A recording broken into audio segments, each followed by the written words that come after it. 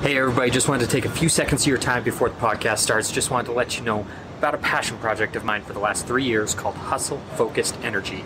It's a powdered drink mix intended to help you focus and accomplish your goals.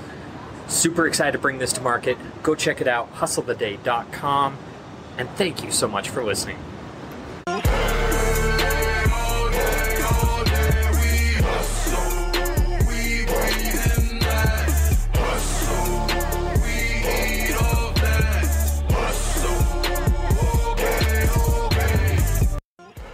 On this episode of the Hustle the Day podcast, I'm very fortunate to have Tony Whatley on the show. Tony is a business owner, business coach, author, and podcast host, and he has been nicknamed the Side Hustle Millionaire because he took a company with just 1 hour a day into a multi-million-dollar exit. Super fascinating stories, lots of takeaways. Let's jump into it. What's up, everybody? Welcome to the Hustle the Day podcast. Super honored to have Tony Whatley here today. Tony is somebody I've looked up to for a while. Why don't you jump in here, tell everybody a little bit about yourself. Man, that's a short intro, but I could fill the gap. So here it goes. Let's see. I've been a business owner for about 20 years now. Started my first one, LLC, in 2001. It grew to 300,000 registered members. It was an online automotive community. I was able to take that same business model and go build an online truck community and grew that one to over 200,000 members. At the time, we had about 150,000, or actually 150 advertising accounts. So I was making most of my revenue from advertising from the manufacturers, the performance car shops, and all the parts manufacturers as well. So that company grew and grew and grew, made multiple seven figures, and we ended up selling it for a couple million in 2007. And all of that was done in my spare time. And I still had a full-time job in oil and gas engineering career at the same time. And in fact, I didn't even leave that career until 2015. So that's why they called me the Side Hustle Millionaires, because I made millions of dollars while I owned the companies and while I sold the companies. Yeah, that's awesome. So I love your story. You've got a book out about, called Side Hustle Millionaire that I highly recommend to people. But take it back a little bit in terms of, you had this career in the oil and gas industry. You kind of went through college to get this engineering degree. And then what made you think, hey, I need to start a side hustle. I've got this idea. How did that all happen? I think like most people growing up, lower middle class, we are all misled to believe that we need to be to the race of six-figure income. And I get that the average household income in the United States right now is about $68,000. That's even combined with marriage. And some people will never achieve six figures. My mom never achieved six figures in her career.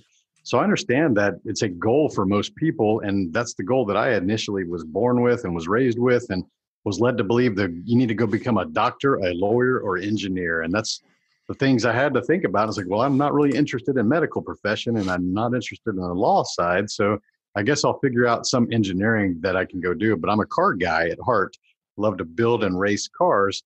So I figured mechanical engineering, so I could learn about car stuff, would be the great path to go on. And that's what I did. I put myself through school. I was working in construction and the chemical refineries here in the Houston area at age 18. It took me 7 years to go through college, paying for it myself, because I would only go to school and take about 2 to 3 classes per semester. And finally, I got that, and I basically got the engineering degree, and I was working full-time at my engineering job and entry-level salary. And I found that I had a lot of extra time left on my hands, because when you do the hustle and grind for 7 years, working full-time, 2 jobs. I was waiting tables on the weekends as well. And basically going to school, when you get off and you have a 40-hour work week, that feels like a part-time job to me. It still does to this day. So thinking, well, I could go to the bars and do stupid things like most single men do, or I can go create something. And I always wanted to be in the automotive industry. So rather than go join that because I was highly paid in the oil industry, I just created businesses in the car space because that's the place that I have a lot of passion for. And when I actually started that first company, it was really just to earn $500 a month, because that was the car note of the Trans Am I was driving that I bought myself when I graduated college. So when you think about that, I was really thinking really small. It was like a hobby business that I created, but it just grew and grew and grew because of the things that we did and treated it like an actual business. Yeah, that is awesome. So, that's something that we have in common. My passion is automotive as well. And, that's something we also have in common is we're both Viper owners. And so, we like our cars, but, I've tried my hand at, some automotive related businesses. I've done parts distribution and things like that. And looking back, I understand why those didn't work out now.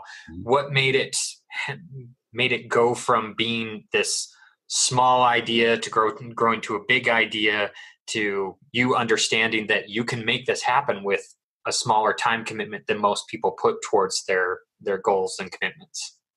I think the key to making my business, the first business I started, grow was that we identified what was in the market that was already existing, which was other forums. We were all members of another forum that was being mismanaged. Okay. It was the top forum in the General Motors niche that we were hanging out on in 1998 to 2000.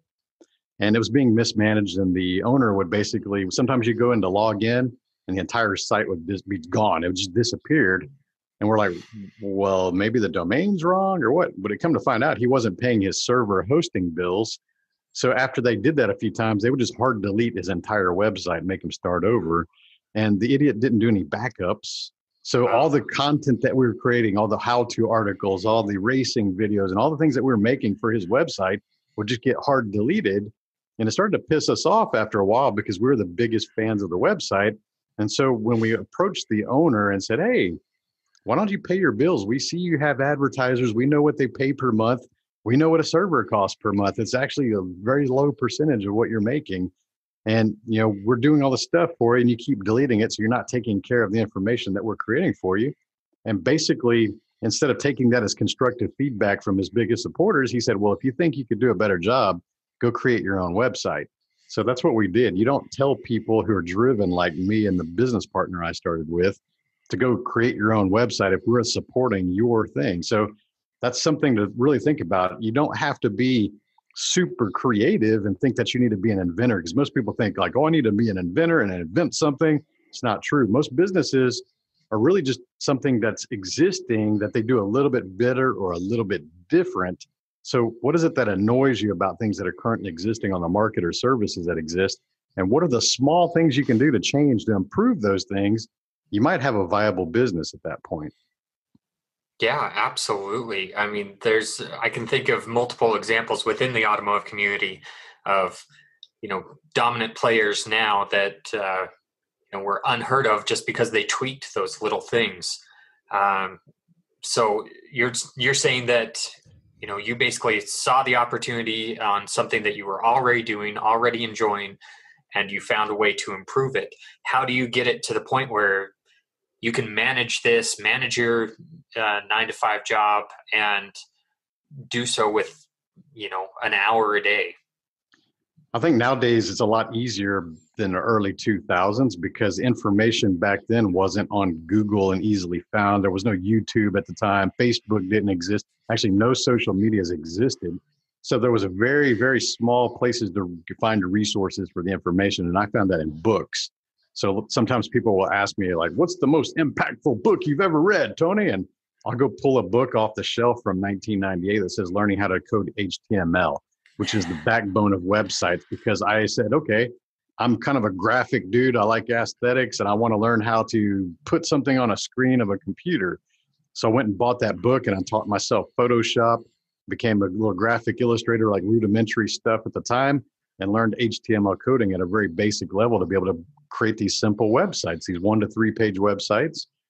And that's really the basis that I had to do things is I went to find the information and I'd read it and I'd practice it. And that circle just keeps going around and around and around. So yeah, a book from late 90s about coding really simple HTML changed my life, because literally that made me millions of dollars learning that skill, because at the time, a lot of people didn't really do that kind of stuff. And my first side business was actually building these 1 to 3 page websites for all these automotive parts companies and speed shops and things like that, because they didn't have a website at the time.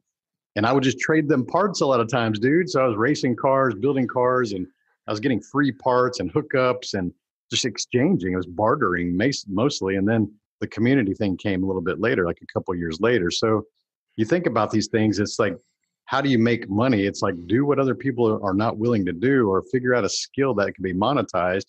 And there's a lot of those out there, and it's never been easier to find information to get ahead. But the problem is most people just make excuses. They tell you things like, I don't have time, and I got a family, and that's all bullshit, because we all think about that. There's highly successful people out there with more kids than you and bigger families than you and more obligations than you, and maybe even have health and physical challenges or disabilities, and they're still kicking the shit out of success. And you're over here sitting there thinking like, well, I got a job and I don't have time to do this. Like, it's all bullshit, because just like fitness or business, we make time for what matters in our life. Absolutely. I mean, you said, people that have more kids, I sometimes use the excuse of, hey, I've got 3 kids and it takes a lot of time to do that. But, we have a mutual acquaintance, Miguel Garcia, who has 15 kids and has started, 9 businesses and exited 6 of them. And it's just incredible. You make time for what is really important to you. That's absolutely correct. That's right. A lot of people make time for Netflix and Facebook. Yep, for sure. And I've talked with somebody recently earlier this week that, they're an author and they're writing, 7 books a year on top of a full-time job, on top of law school and all these different things. And, I asked him where do you find the time for this? He's like, this is what it is. This is what it is. I don't do video games. I don't do Netflix. I don't do anything. And he has a family as well. He's like, if I'm with my kids, I'm with my kids. If I'm working on my business, I'm working on my business, and that's it. I don't have time for anything else. I think that's key. Is like, so you start off as a solopreneur. Most people, okay, we learn some skills, we start to apply them, we start to get little results. And if you want to grow your company to 7+ figures, you can't do it by yourself. You could probably make it to about 3 million revenue by yourself. That's based in my experience, and also working with my own coaching clients. But beyond that, you need to be able to have the right processes and systems to be able to scale and teach other people how to do that. So for me, I was initially the one setting up the servers and updating the software and creating the graphic design and building the websites. And eventually it started to become a burden, and I had enough income coming in that I could hire somebody else part-time to do that stuff. So that's what we did, is we basically found a contractor that we could 1099 each year and paid them an hourly rate to do things. And they made sure all the integrity of the server was there and the securities and the software updates. And I would still do graphic design because I enjoyed doing that. I'm just what I like to do. And so when you think about that, as you start to grow your team, and we had a team of about 75 people that were freelancers that we would give hookups on parts or discounts and pay them for little services here and there and give them referral business. So we built a team of just a massive team, really, you can think about that, to manage for very little money because they wanted to be involved in what we were building. Yeah, that's awesome. And you know what? It's very inexpensive in a way to hire somebody, in the fact that it frees up so much of your time to do things that you're best at, the things that you're most capable of. Because, I mean, you're great at graphic design, but if you put me in a graphic design situation, it's going to take me 3 times as long for half the quality. I mean, that's just what it is, because that's not my strong suit. Whereas if I hired you, you know what, it could be done that quickly and done to a higher standard than I would be able to do. And that's going to help grow your business. That's right. I think a lot of people focus on saying things like, I can't afford to hire somebody. They don't have the right mindset, because they're basically overpaying themselves to be mediocre at skills that they're not good at, which they're highly paid at. Because if you're a founder or a CEO and you're not paying yourself at least $100 an hour, that covers a whole lot of skill sets. I mean, there's a lot of things you can pay for $100 an hour that are way better than you, way faster than you. And those are the people that you should be paying to do that, because you need to go be focused on CEO and owner type tasks, not the rudimentary administrative type stuff. Mm-hmm. Yeah, absolutely. I completely agree with that. And you know what? You're speaking directly to me being a solopreneur. I need to be, outsourcing some of these things so that I can be more focused on the things that I'm best at. That's it. So a lot of people nowadays, you're a business coach, you're a mentor to several people. The question is, who was your first mentor? I would say my first mentor were the stack of books and the other books you don't see behind me on my shelf, because that's what I've always done. Even as a kid, I've always loved business and I've always loved cars. So I would go to the grocery store with my mom, and I would go to the magazine rack and I would read hot rod magazines and I would read Entrepreneur and Forbes and try to figure out what was going on in that. But I was always fascinated by business and cars, and that led to books. And I've been reading books and personal development books since I was a teenager, and just always thinking like, what is possible? What is possible? So I've always been feeding my knowledge with books. So honestly, the first paid coach I would say that I worked with was Lewis Howes. And then later on, it was Ed Milet and Andy Frisella and the Arte Syndicate. So I haven't had too many paid mentors, and I didn't have I was the first one in my family to go to college. I didn't have any successful people in my family. The air quotes wealthiest person in my family was my Uncle Hollis that had a double wide trailer on 3 acres of property, and we thought he was rich.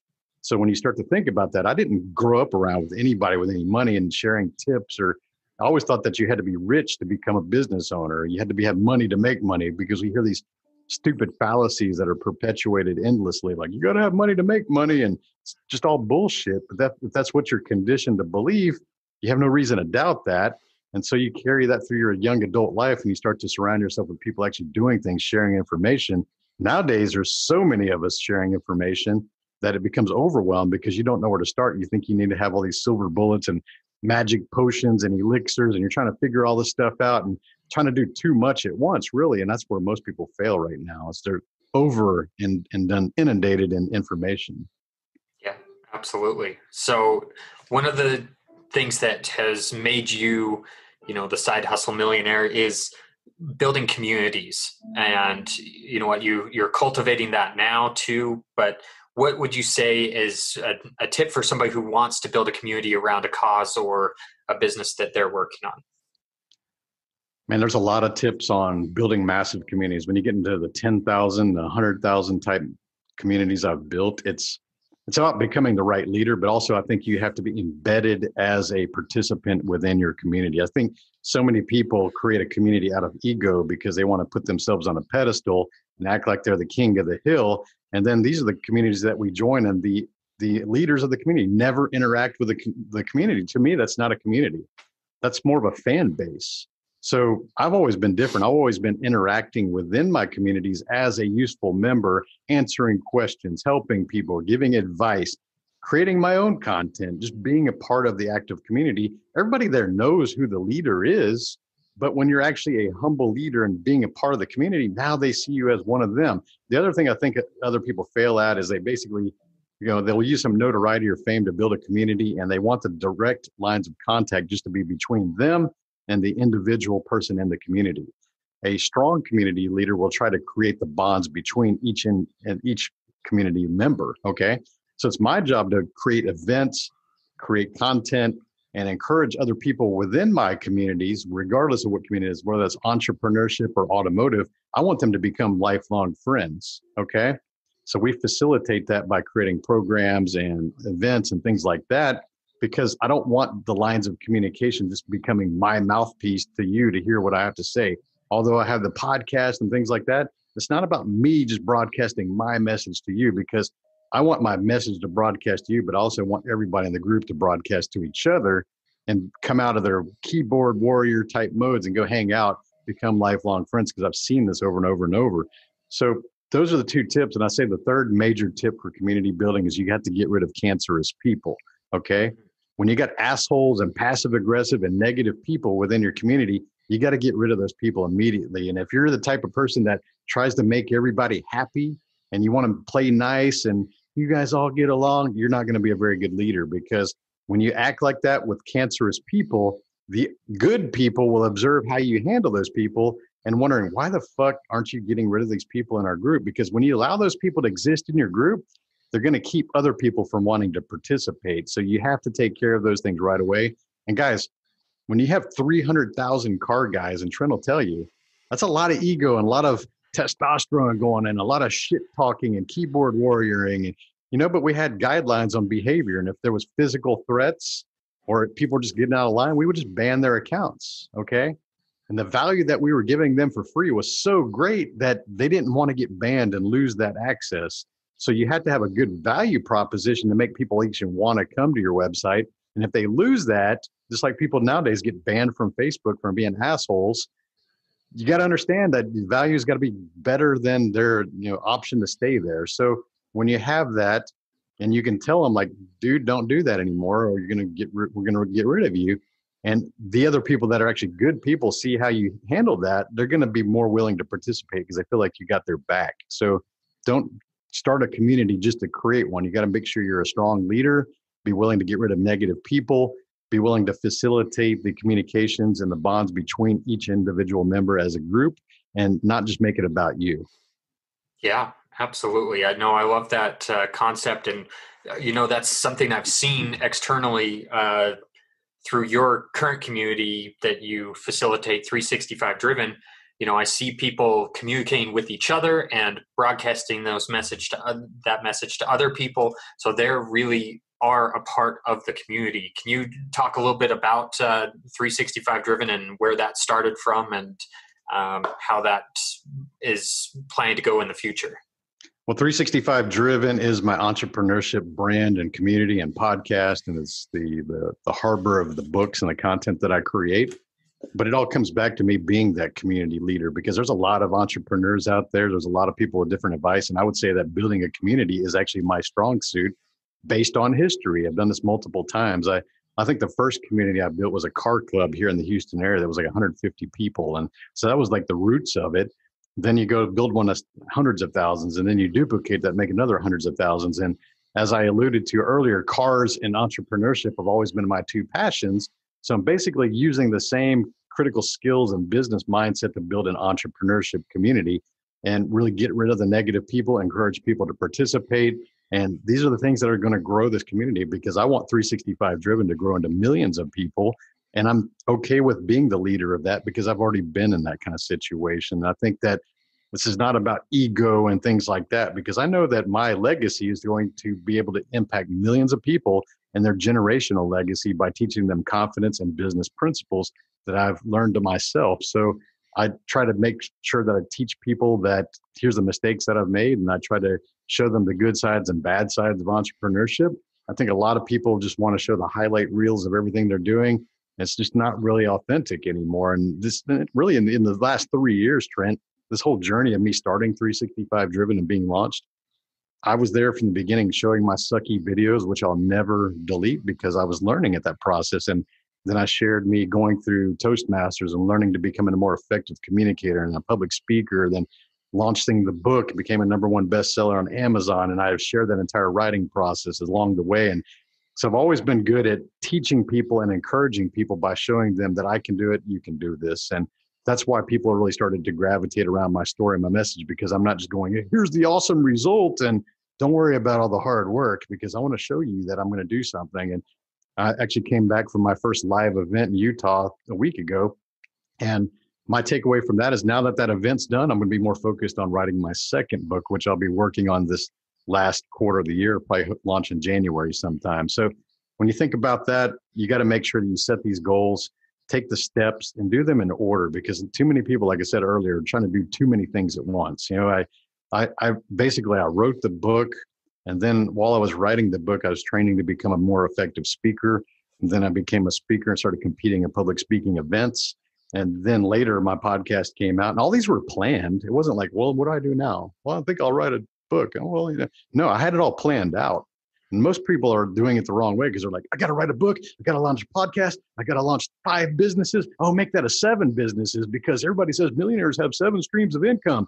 They don't understand business principles. You got to make sure that you're building something, cash flow it, and then move on to the next project. There's like stepping stones that people like to just cram into one step, and then they never become good or proficient at anything. So that's you. You don't need 7 streams of income until you build one that's actually doing something for itself, and then go build the second one, then the third one. Yep. And that's something that really impacted me when I heard Ed Milet speak to that. Is, you know what, the average millionaire has 7 streams of income, but what they do is they focus on that one, solely on that one. And then when they have that set up, then they can diversify. It's not start 7 things at one time and then hope they all work, because that's just going to keep you too scattered. Yeah, even on a smaller scale, dude, you see people doing that with their social media. They're trying to build their personal brand, and I love to see that, but they're on 7 different platforms trying to create content on a daily basis, and they're not doing good at any of them. So be more focused, guys. Pick maybe 1 or 2 maximum platforms to go dominate, and then start to just fill in the gaps on the other ones. So just be good at something before you try to do too many things. Yeah, absolutely. And one thing that I love is, you brought this story up before, and, relating back to the community aspect, when you wrote that first book, you had an idea in your head of, I'm going to write this book this way. And then you're like, wait, I'm going to throw it out to my community and see what they want. And it was completely different, correct? Absolutely. And that's called product validation, and that's what a lot of people who are new to business tend to skip, because we put too much, weight and value on our own ideas, because we think, oh, we came up with a great idea for a business or a product, and you start patting yourself on the back. And then what happens is you start to reinforce that belief and convince yourself that that's the thing that's missing in the market, and nobody else is going to change your mind. You have these kind of ego things that cause a lot of problems, right? So the experienced entrepreneurs will actually roll out an idea to see the engagement or the reaction before they spend a time or a dime, is what I say, on just going all in on that product. So for me, that was the right idea. Trent was like, okay, I'm going to write this entrepreneurship book. And just like anything, you always get excited about the newest stuff that you've learned or implemented and got results. So here I was, being a business owner 20 years, I've largely forgotten all the early level, base level tactics, because you just tend to operate in that mode all the time. And you don't really think twice about those things. So I was like, I'm going to write all this new strategy and things that I've learned in the last 5 years. It's going to be super awesome. And then, so I go, hey guys, I'm going to write a book about business owners and starting companies. What questions would you like answered? And I thought they would start asking me really high level questions, advanced strategy stuff. And really, it was really simple stuff like, what's an LLC? How do you get money? When did you come up with a name for your business? How did you start the business and do this? How do you understand where you get money from? How do you get paid? And like just really simple stuff. And I was like, whoa, this is not what I expected at all. This is the simple stuff. So rather than being egotistic and go, well, that's all basic stuff, I'm not going to write a book on basic stuff. I'm going to go write the super level high strategy book because I'm super awesome. That's what most people would do. I said, you know what? If I can answer these questions that these people are asking at a high level of detail and give them examples and instructions and make sure that all their questions are answered, it's going to be an incredible book that's going to give them a lot of value. So I used their feedback to create the book Side Hustle Millionaire, which became a #1 bestseller because I answered their questions. I gave them what they want. So if you're listening to this and you think you got a product idea or a service idea or a podcast or a book or whatever you want to do, be sure that you're just using your social media or your family and friends to bounce those ideas off of, and listen to their feedback without ego, and understand that they may be telling you what they actually want, because a true entrepreneur will build the product or service that people are asking for, not the product that they think that people will ask for. Yeah, I completely agree with that, because during this process, we talked before we started recording the hustle focused energy product that I have. It was something that was a collaborative effort where, as I'm working on the product, it's like, okay, what do you like about this or dislike about this? What label design do you like, A or B? Do you like, all these different things where people were involved in the process and, helped create a better product by involving them in the process. That's the best way to do it, because now they have buy-in because they feel like they were part of the project. Mm-hmm. Mm-hmm. Absolutely. And one thing that you do to kind of expand your community, jumping back to that a little bit, is I see a lot of video. I see a lot of people in your community using video. Is there a specific reason or tactic behind that? I think for videos, it's really the way that's going to go forward for any kind of business or social media marketing or any marketing in general, because we're literally walking around with widescreen televisions in our pocket nowadays. And most people consume their content now, not by reading, but by watching or listening. So podcasting and videos are the two things that people are doing to learn more things or get their information nowadays. and it's never been more accessible. So you have to get good on videos. And I understand that there's a lot of people out there that don't like to put themselves out there and they're worried about the fear of criticism and judgment and haters and naysayers. Well, guess what? You will have haters, critics, naysayers, and haters as soon as you start doing something worth noticing. So if you think you're too nice and you don't have any enemies and you're like bragging, like, I don't have any haters, I'm a good person. Like, you know what? It just means you're obscure. It means that nobody cares about what you're doing, because as soon as you start to get attention, you will have those. And actually in my group, we encourage people to go find their first haters. We'll say, you know, if you get a first hater making a troll comment on your post, screenshot that, bring it back to the group, and we'll celebrate it with you, because that means you're finally doing something worth noticing. And when you start to get that different mindset, you're like, well, shit, I'm going to go out there and crush the world and find me some haters, because that's the mindset that you got to have. And if you're sitting there going, well, you know, I can just run these static ads and, you know, do things and, you know, screw Tony, I'm making more money than him, I know better.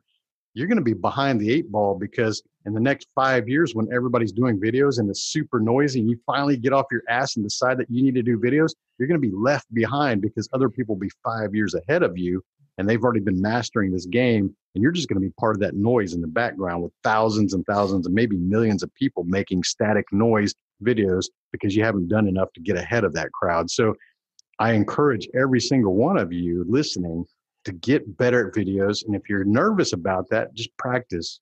If you're worried about how you speak, go join Toastmasters and become an effective communicator. Hire a speaking coach.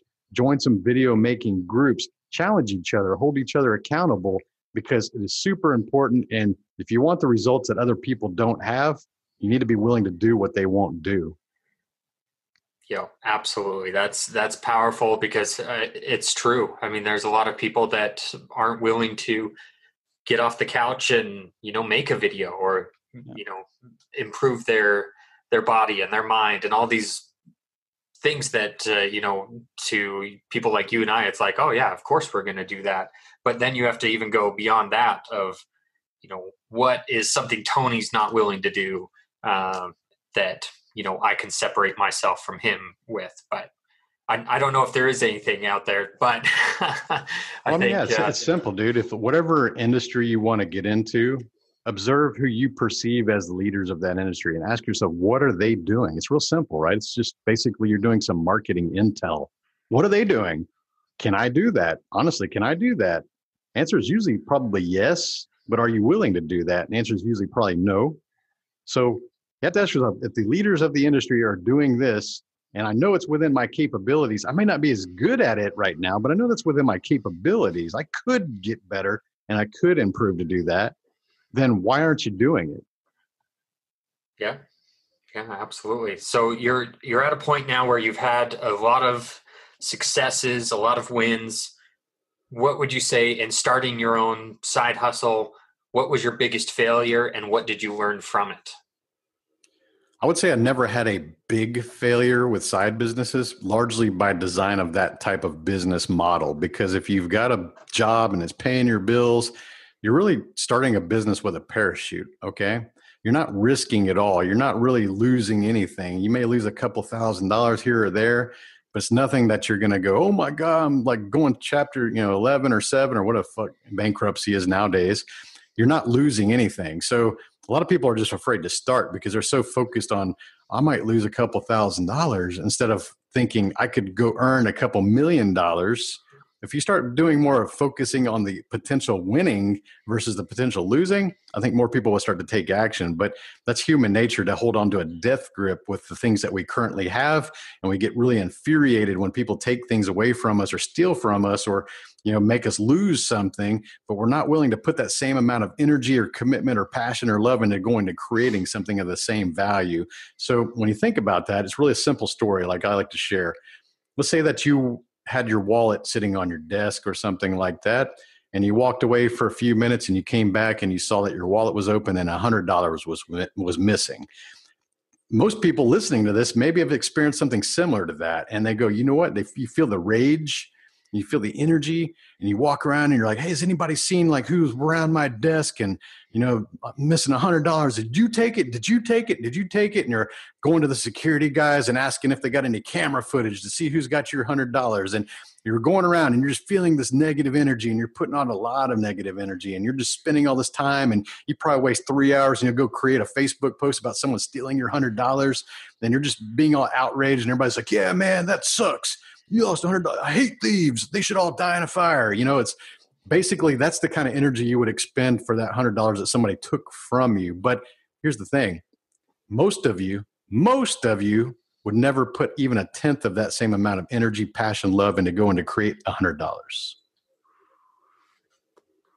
Wow, that was awesome. You know, that I totally can relate to that, because, you know, you see that put out there all the time of, you know, that energy expelled towards these, you know, things that, you know, obviously are $100 is $100, but at the same time, people aren't willing to put that same effort in. Fortunately for me, working from home, if there's $100 stolen from my wallet, it's usually one of my kids that has come down here and, you know, just rifled around with things. So it's the wife or kids, but you know, you can't get that negative with them, right? You're right.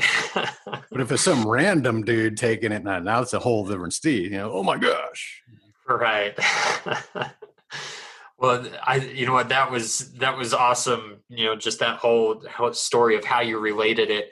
But one thing you said that really hit me is, you know, you think about what you're going to lose. And, you know, that is something that I've been a victim of in my own mentality of, you know, I'm not very handy, but, you know, I'd have a project at my house and it's like, I've got a $50 budget for this, but if I mess it up, it's going to cost me $200. I'm just not going to do it.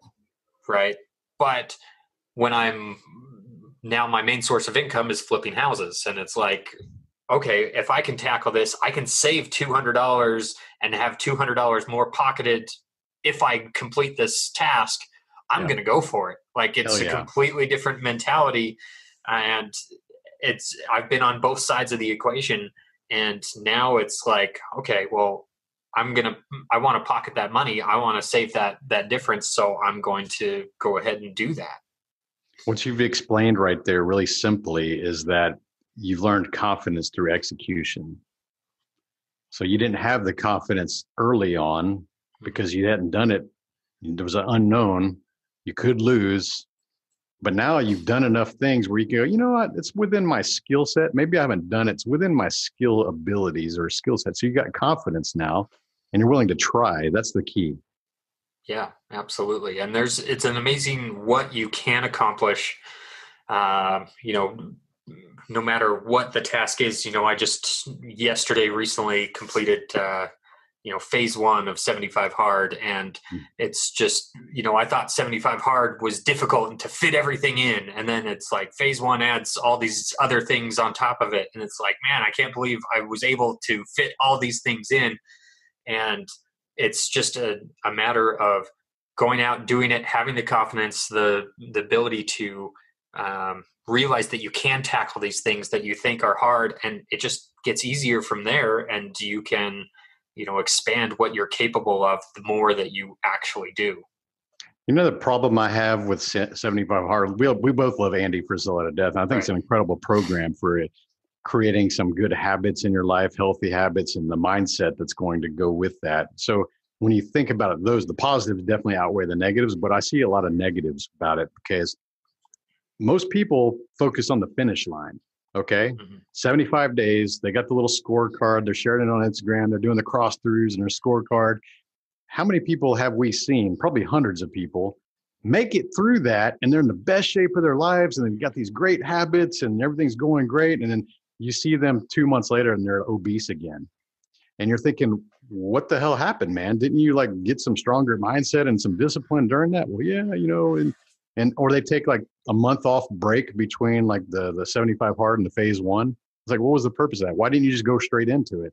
Because here's the thing is too many people, whether that's your fitness journey or your business, you're focused on the finish line.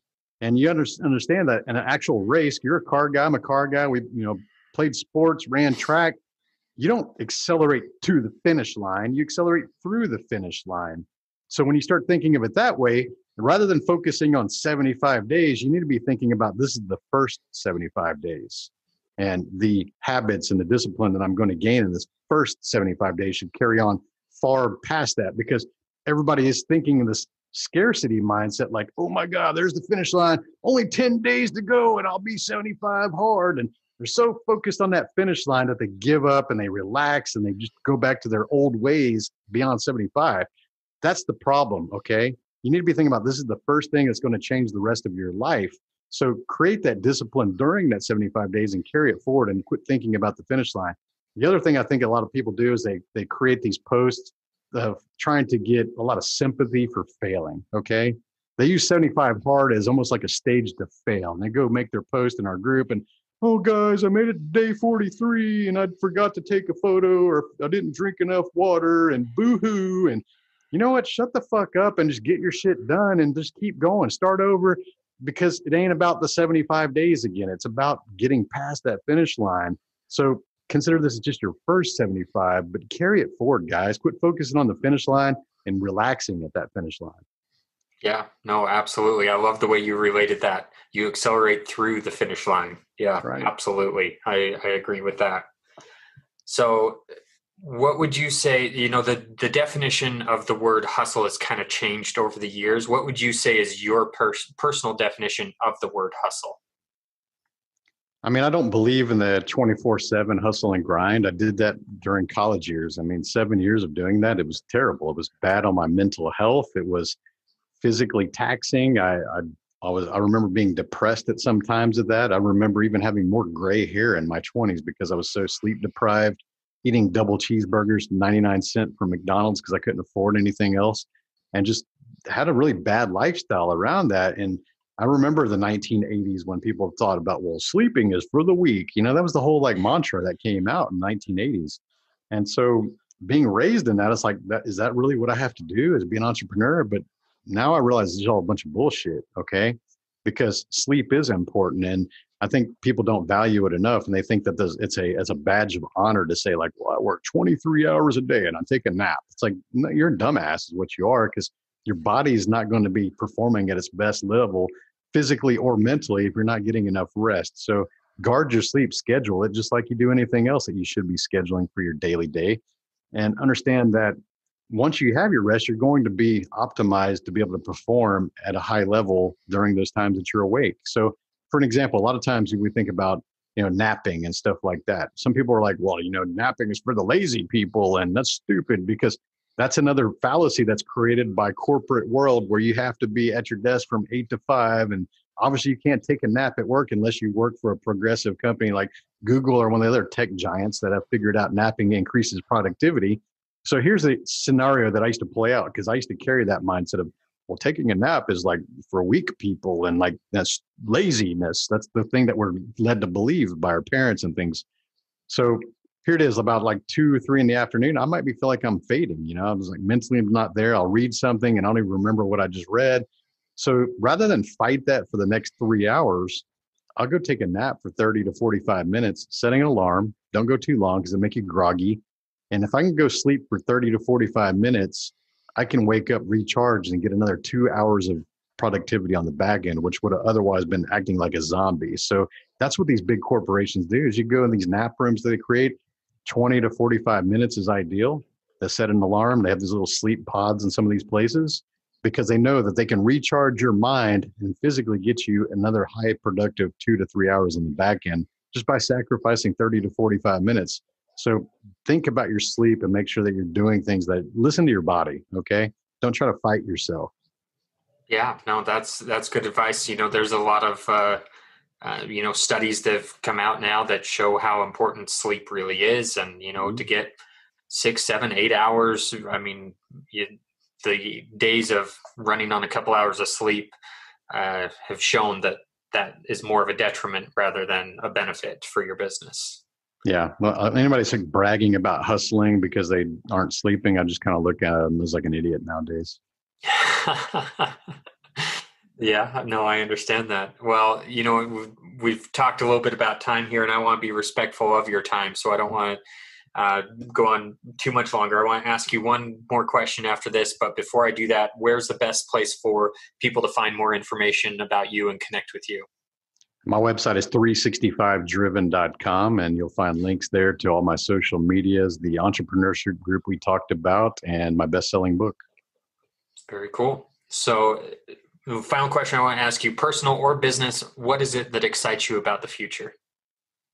I think I'm finally starting to see, because of COVID, that people can build businesses that are virtual and people can work virtually. And I've been saying this for 15 years. There's even old podcasts and posts I've made 10 years ago saying that this is going to happen. It happened in a way that we didn't expect. But what it really has occurred is that it's made people with old fashioned thinking finally realize that they can run companies in a different manner. For me, working oil and gas, international projects, I always thought it was stupid that I had to go commute 1 hour from outside of Houston to downtown Houston to go manage my teams who were sitting in England and in France. Okay. So I said, well, why can't I just do this from home? If I'm managing my team in another country in a different time zone completely, why do I have to drive an hour there to do that and then drive an hour home and waste 2 hours of my life every day? Well, the old fashioned way of thinking is because, well, I'm the supervisor and I need all my little ducklings in a row and they need to be sitting around with me because I feel super important when I can look out the cubicle farm and all my little ducklings are all there and they're all here and they're all being productive because I'm cracking the whip and I'm just a super awesome boss. That's the mindset of most old fashioned way of thinking supervisors, the people that I used to have to report to, and it used to frustrate the shit out of me. And I was thinking, like, why is it okay that I can actually go to Paris and I can go to London to manage my teams in person and be disappeared from the office for a month and nobody even misses me? But as soon as I'm back in the States, you expect my ass to be sitting in a desk here. So it never made sense. And I was always fighting that and thinking, like, being like an entrepreneur is like, we have all these connectivities nowadays. Why aren't we using them? And now here we are. We've been forced to do that. And now these idiots that were supervising and leading these things in middle management of the large corporations in America finally realize that they can actually get more productivity about things, letting people work at home. You got like companies like Twitter who've said, we're going to have indefinitely, you can just work from home from now on because they're going to reduce their overhead costs and not have to rent buildings. They're going to be able to just buy laptops and have security clearances put into those things so people can work from their homes. And people are happier and they can work at all hours of the day or all hours of the night. And they don't have to be there 8 to 5 because some people are more productive in the middle of the night and some people are more productive in the middle of the day. They can do all these things now and they're getting a lot more productivity. They're starting to see the data, the profits, the results come in. And they're finally realizing, like, you don't have to have all your ducklings in a row, because I will never create another business that requires people that I have to show up with hours posted on the doors in a physical location. This doesn't suit me anymore. So I'm always thinking about, I want to build businesses that I can manage anywhere in the world at any time in the world. So those are my things that I'm getting away from the corporate side. And I think that that's the way we can do it nowadays. We all literally are connected anywhere in the world at any time now. Yeah, that is awesome. I mean, that is definitely an eye-opening experience we've all experienced over this last year. Is we can be productive, we can be at home, and you know what, that is definitely the way of the future. And so I appreciate your input on that, and I appreciate your time and being able to take time out of your day to hop on this podcast with me. But I know I've gotten a ton of value out of this, so I know my audience has gotten a ton of value out of this. So I encourage you all to get out there and hustle the day.